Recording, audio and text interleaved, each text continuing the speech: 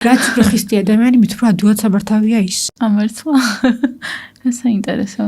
რაც უფრო თავარი, ასე ვთქვათ, გაფრთხილება.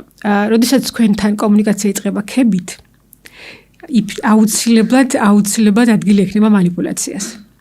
манипуляცია შეიძლება იყოს კეთილი, შესაძლებელი იყოს შეუმჩნეველი და შედეგზე არ იყოს ორიენტირებული.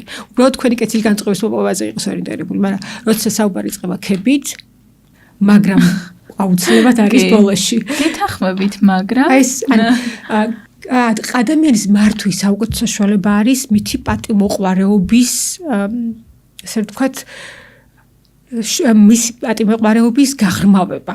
თავმოყვარეობა და პატიმოყვარეობა განსხვავდება ერთმანეთისგან. თავმოყვარე ადამიანი იდეალურია კომუნიკაციისთვის. მოლაპარაკებებში არის ყველაზე დიდი ფუფუნება თავმოყვარე ადამიანთა კომუნიკაცია. ყველაზე დიდი სირთულე, მაგრამ ყველაზე ადვილად სამანიპულაციო არის პატიმოყვარე ადამიანი.